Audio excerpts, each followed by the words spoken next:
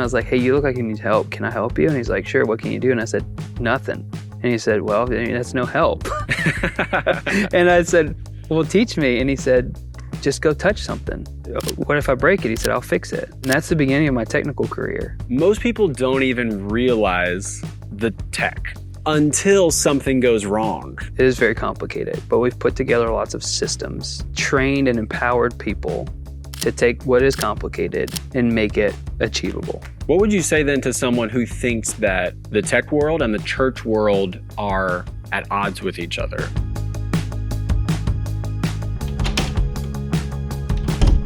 Thanks for watching at Harry's. I'm Harrison. Today I'm joined by the technical director of the Bayou Church, Jeramy LeCompte. Thank you so much for being here.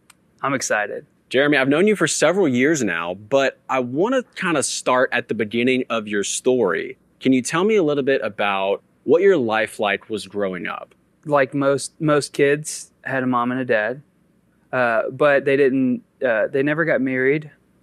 So I think they lived together for my first couple of years on this earth too, maybe. But then from then on, was in that, split home, spent most of my time with my mom, every other weekend with my dad. And so that was kind of how it started.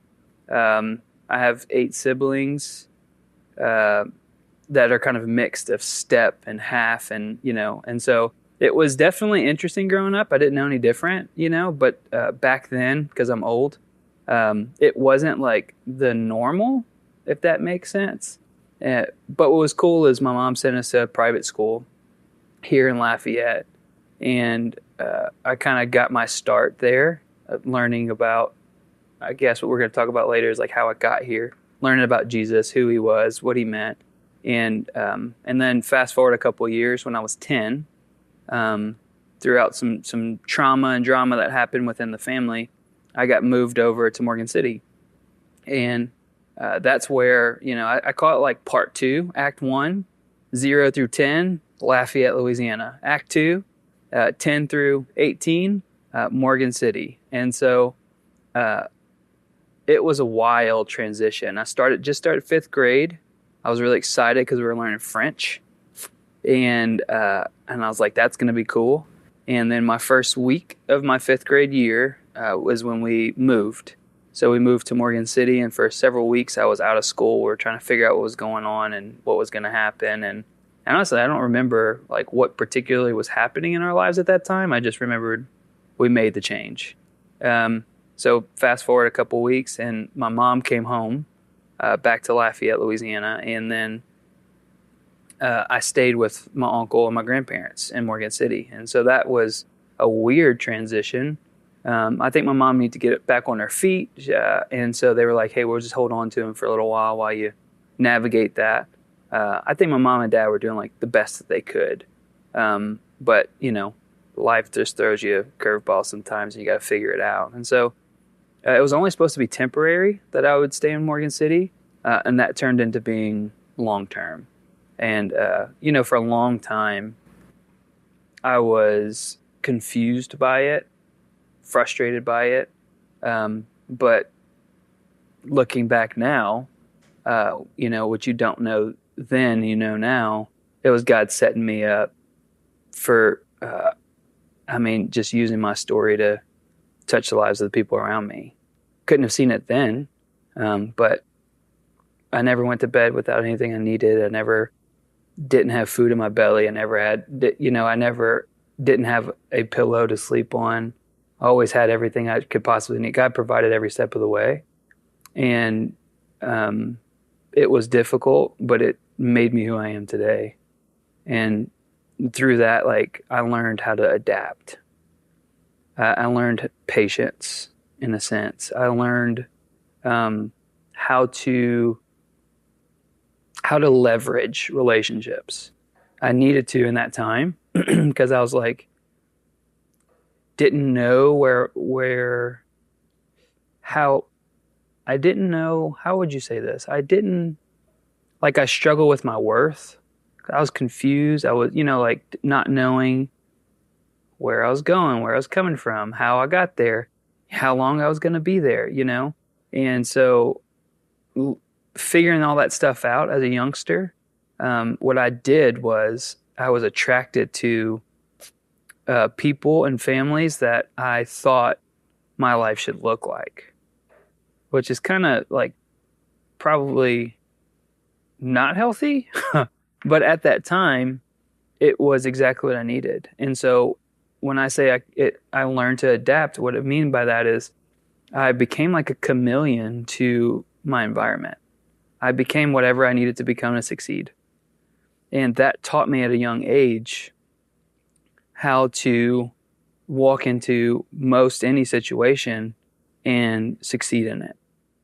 So growing up, it wasn't normal, at least for me, and from what I saw, because still in the 90s, 2000s, broken homes, if you will, or split homes were still kind of not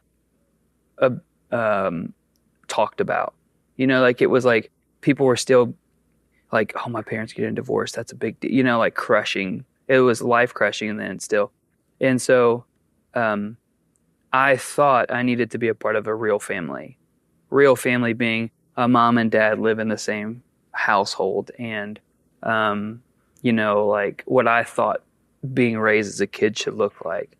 So I attracted to it, and then the Lord provided just favor on me and brought these different families into my life, and really taught me what it was like to be a man, and taught me what it was like to have a relationship that's centered on God, who taught me who God was in a lot of senses. But then even further than that, taught me just how to navigate life. And some dads would take me up and love on me and teach me how to use a saw, or, and I still had relationships with my mom and dad, but there was a season where I just said, I can't go to my dad's house or go to my mom's house every weekend and be able to create a life here. At 10, 11 years old, I thought there's no way I'll succeed at this age, in this place and time, if I continue to leave Morgan City. And so I remember vividly having some conversations with my parents. I'm like, I'm not coming this weekend. I'm going to stay home, and I'm going to go and make friends and build community and relationships. And that's just how it's going to go. So growing up was a character building. I'm curious about that experience of trying to find your purpose and being in a big family. I think I can actually relate to you in those aspects of, I have a large family. We're even bigger now that we're older and married, and there's grandkids involved. And I just remember growing up, sometimes feeling lost in the mix of a big family. And as you're getting older, as you're kind of figuring out who you are, what you want, what you even want to strive to be, I just have memories of that being difficult sometimes. Mm-hmm. Even though my family was super fun, extremely loving, extremely supportive, and I understand that not every family dynamic has that. Yeah. What was that experience like for you? So as far as where I was in my particular family, or wanting to find someone else's family? Yes. What do you mean? So growing up and being in a big family with having all these people that, in theory, a family should be loving and supporting, but that's not always the case. Yeah. How did you navigate that as you grew up? So I think, to take a step back, while I have 8 siblings, I didn't really grow up with any of them. Effectively, I was an only child. After the 10, my sister and I lived together with my mom, and then my brother and sister on my dad's side, and then we had another sister, and it was every other weekend. So I never had to fight for attention, or fight for, in the sense of share things. I learned it, but what I saw as an outsider looking at a family like yours, what I saw was love and compassion and security. And so I think, to answer your question this way, the family that there was several. The one particular family, the Allen family, that basically took me in, adopted me, allowed me just They took me on vacation with them and, just loved me. Um, they were a family of five, so mom and dad, 5 boys. And the one that I was most closest to in age and became my best friend brother, he was the middle child. And so I watched that dynamic from afar, and I realized how difficult it could be in a family where you can't escape. I could escape. I could go home and be the only child again. But so I, from the outside looking in, wanted so badly just to be in the number. But then he and I would fight, he would hide his things from me because he didn't want to share. And so I learned about that dynamic of you have to find your value as a person, as a youngster, not in your position in the child, in the ranking of kids. And like I watched his parents give each of them exactly what they needed when they needed it. They weren't perfect, but the youngest, the baby, needed different kind of attention. The oldest, by the time I showed up, was in college. The second oldest was running a company out of their home, cutting grass, and his mom, Miss Kathy, was driving him around because he was 15, didn't have a driver's license, pulling a trailer with lawn equipment, helping him cut grass.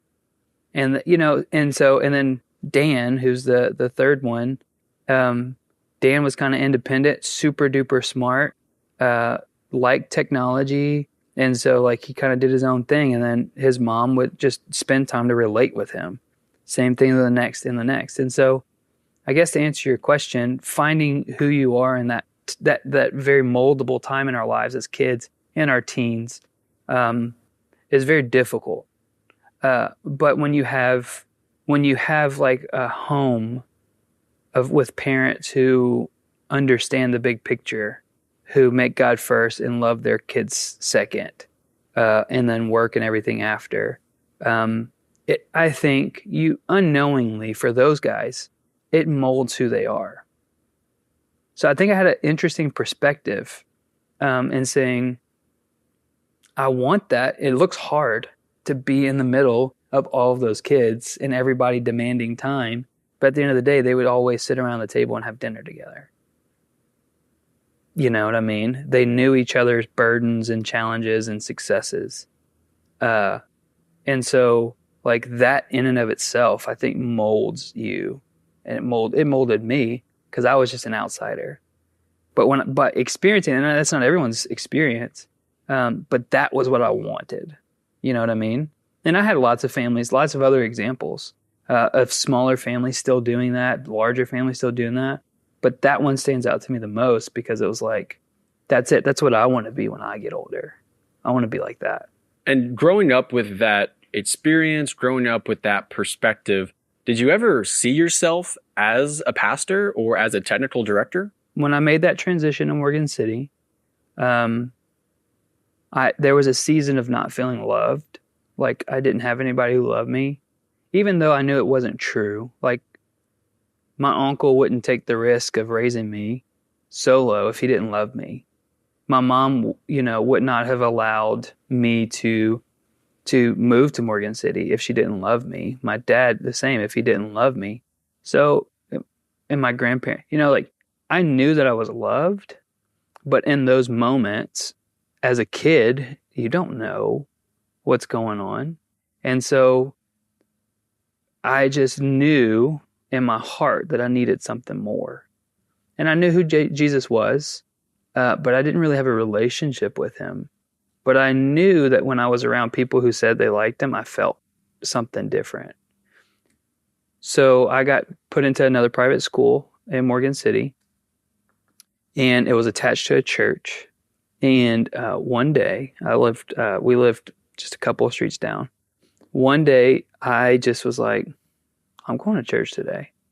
And I walked to church. Back in the day, it was safe to walk, So I walked down to church. And and I went to youth group. I wasn't old enough, but I did it anyway. And the Allen family and lots of these other families who molded me went there. I didn't know, but they did. And I remember walking there thinking, our family smoked. We weren't the cleanest. My uncle, he didn't have a wife, and so it's not like and he wasn't. Men are just not very clean all the time, and not that he was dirty. It just, like you take your clothes out of the hamper, and so I was always wrinkled, and we smoked it. They smoked inside, so I smelled like smoke. So I just wasn't like nobody wanted to hang out with me. But I was like, I'm gonna go to church tonight because I know that if I show up, they have to pretend to like me because they're a church. That's a pretty smart strategy. It was. And for an hour or however long, I knew that I would have a little bit of what I felt like I needed, which is somebody to care about me and love me and give me attention. And that's how it started. And then I went again, and then I went again, and I found community. I found the things that I thought I was looking for, like as far as a family dynamic. Started going to church. Like actually Sunday morning, like no one brought me, I just went. And then, this person would invite me over, this person invite me over. And some of them wouldn't invite me over, and I would just show up at their house anyway. And but they wouldn't kick me out because they knew, like something was different. This kid's, different, whatever, a favor. Fast forward. We get this pastor, he comes in, he's new, he's tall, he's buff, he's, masculine. His story was he was like a drug addicted drug lord in New Orleans, and God radically changed his life. And we were the first church he's ever pastored. He was fresh out of his addiction and like on fire for God, and he didn't know what he was doing. But he was like, he knew that God changed his life, and he wanted to tell everybody about it. And we're a church of like 60. And so in that season of coming to church, getting this new pastor who's young and on fire for God, changing kind of how we do our worship and how we're doing our messages, and I start to like really grab a hold of God, like a relationship with Jesus and what he means in my life, and how I start putting those dots together of how he's provided for me. And then I start building these relationships with older people because I'm naturally more mature than most, because I had to grow up quicker than most. And so I'm attracted to, and they're attracted to me, and they start discipling me and just walking through life with me, teaching me things, young people, old people. And then I went on a mission trip, and I heard a message one night, and the next day we were working on a roof. It was in Oklahoma, of a church, and the roof was messed up. We were replacing it, and man, I just have felt burdened.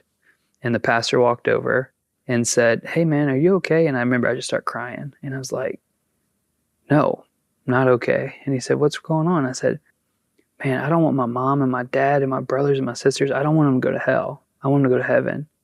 And he said, "Man, that's yeah, I agree." He said, "I got a question. Are you going to go to hell or heaven?" And I said, "I don't know, but I know I want them to go to heaven." And he said, "Well, let's work on you first. Let's get you there, and then we'll get them there." And I said, "Okay." And so like I gave my life to Jesus. Like I accepted Jesus, my Lord and Savior, made him the Lord of my life in that moment. Turns out, 20 years later, I meet Joe and Kim Wood. 5 years after that, Kim and I are talking. That man who led me in my salvation prayer, led me to Jesus, was Kim's dad. And we never even knew it, which is crazy. All that to say, I came home, I gave my life to Jesus, but I didn't fully commit to him. 2 years later, I get baptized and I'm all in. And in that season, getting baptized, having this incredible community, something hit me, and I knew God was calling me to ministry. I didn't know what. I didn't know if I was going to be a pastor. I didn't know if I was going to, I didn't know. I just knew, like, God put on my heart, like, I'm going to use your story to minister to the people. Get ready. So now we're here. So I want to talk about the details of your job Yeah. because as far as I can tell, it's very complicated. Sure. I've seen you on Sunday mornings. I've seen you at other events, and you are always busy doing something. You're almost always fixing something because tech just loves to not work all the time. Does it ever seem too impossible what your job is? My job is easy. The people are hard. Does that make sense? You'd think it's the other way, but it's not. Technology is it's not smarter than the user. And when you finally can wrap your head around that the technology just does what we tell it to do, when problems come,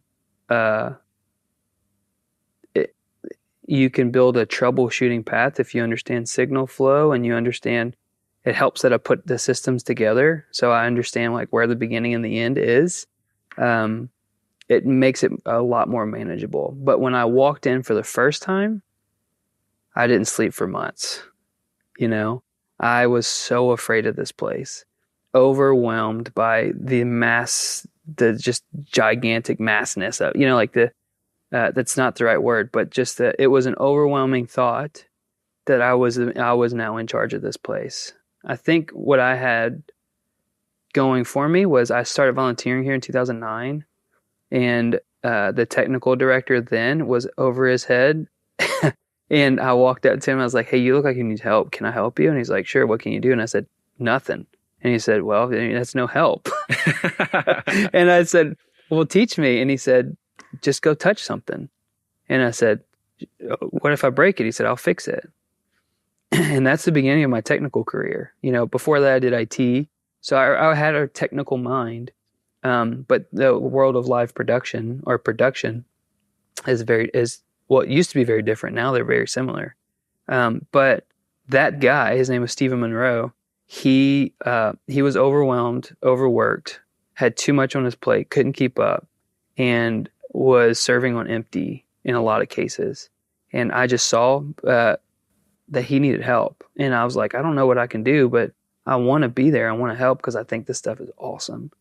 And slowly but surely, I started just touching all the things. Like I would go to the light console and I would play with it. I'd go to the audio console and I would move some knobs around. I would go to, we didn't have video back then. And so that's how I got my start. Someone gave me an opportunity.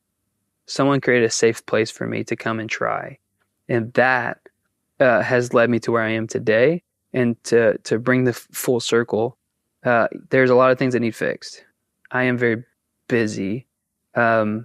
But my goal since I started here 6 years ago has been to make this place function without me.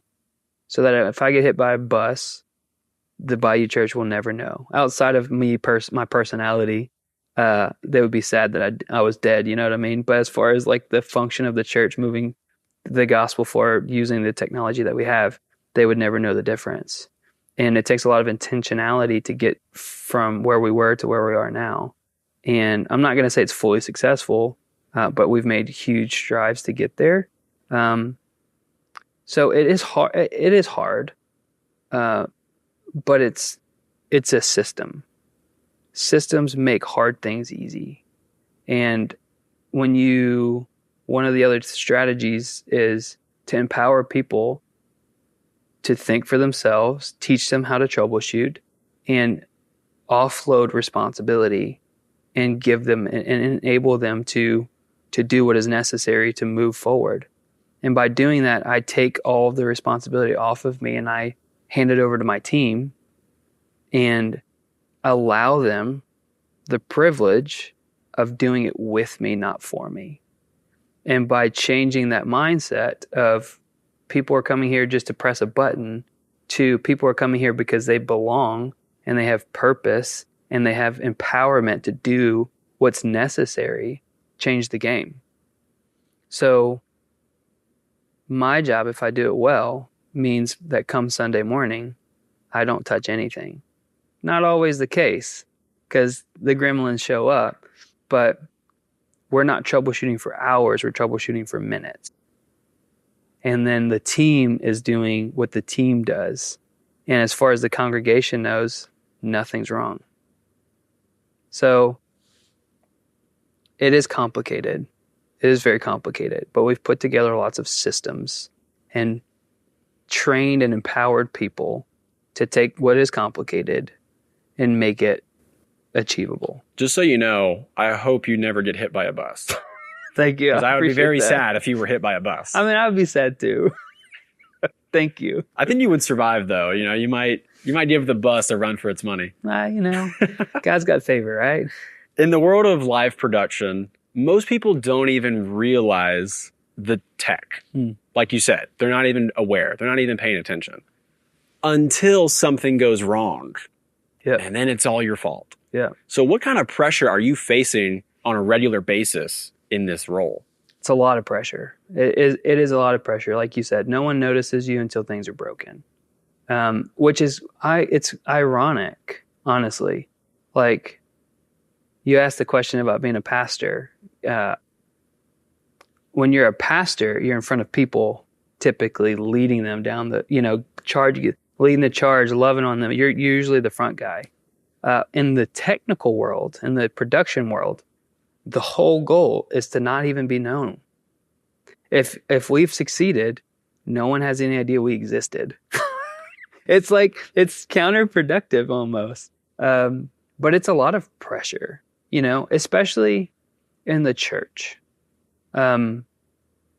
Because our goal is to create what we call a distraction-free environment where people can come and experience the presence of God in their own way.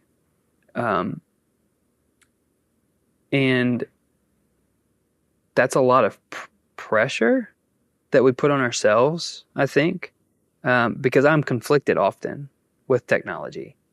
But we want to do it well. We want the lights to be just good enough that it creates an experience, but not so good that it takes away from what we're trying to accomplish, which is pointing people to Jesus. We want the video to be so good and immersive that you don't even know you're watching it. You feel like you're in the room. You feel like you're a part of the congregation, a part of the people. We want the audio to be so loud, yet so low, that when you're singing, you can sing openly, loudly. You can show your expression of your gratitude of worship or whatever it is that we're doing and not feel like other people are hearing you. But also so that you can have a conversation with someone sitting next to you if you need to. Those are like impossibilities that we're trying to create. And we do it every week. And we take all of those different things in all three senses and we bring them together and we create an experience so that someone can come in and maybe meet God for the first time. It's not our responsibility, right? The Holy Spirit does that, but we believe that God calls us to do everything to the glory of Him, to the best of our abilities. And that's why we do it. And it's attractive. I hate to say it. Part of it is attractive. And so people are attracted to that. But if we if we drop the ball, whether on purpose or on accident, one step, someone who might be engaged in worship, doing their thing, the lights turn on by accident, which we've done, lights go bright, they go full, then all of a sudden that person's disengaged and maybe won't engage for the rest of the day. We're in worship, in the big production part of what we do, we're setting the stage for Pastor Sean. And all of it matters and works together, and all of it's important. We can't do one without the other. And so it's just this beautiful dance that when it's all done well, no one ever knows it existed. So it's a lot of pressure, but it's fun. It's fun. What would you say then to someone who thinks that the tech world and the church world are at odds with each other? I would tell them I agree. There's a lot of days, that I feel I struggle with, like, okay, we're going too far. Do we need another camera? Do we need that big PA? Do we need all of those lights. Like you read about Paul and the first church in Acts, and you hear like they're preaching the gospel and people are coming to know Jesus in hordes. They didn't have lights. They didn't have PA. They didn't have cameras. They had stone tablets with chisels. You know what I'm saying? Like, or parchment, so it's a struggle, and I agree in a sense. And I think that's where God's made me unique, is that I love people and I love technology. And I understand, I try to at least, I understand that there's a balance to both. And that there's toys that I want and there's things that I want to do. And that's real. But every time I make a decision, not every time, I'm not perfect, but almost any time I make a decision with my team, with Hannah or the worship team, part of what I'm thinking about is this going to make a difference? Is this really, is it a tool that's going to make such a difference that it's worth pulling the trigger on? Some things are maintenance. Got to do it if we want to continue down the road. But when it comes to moving us forward, taking us from one place to another, I carry the weight of that. And I take it very seriously because I don't ever want us to forget why we do what we do. And the technology is a tool. It is not the thing. And when we get to the place, and this is what I would tell that person, if we get to the place where the technology is more important than the church, then we've missed it. Technology should be helping move the church. It's just a tool to get the vision done. It's not the only tool either. It is a piece of the pie. But when it becomes more important than everything else, we've missed it. Before we go, I have one final question. Just to set up the question, just to reflect on my time here at the Bayou Church. I've been a member since 2019. I immediately got plugged in with the tech team, and I have loved every minute of it. I've served on cameras and broadcast for the Christmas events, all aspects of the tech team.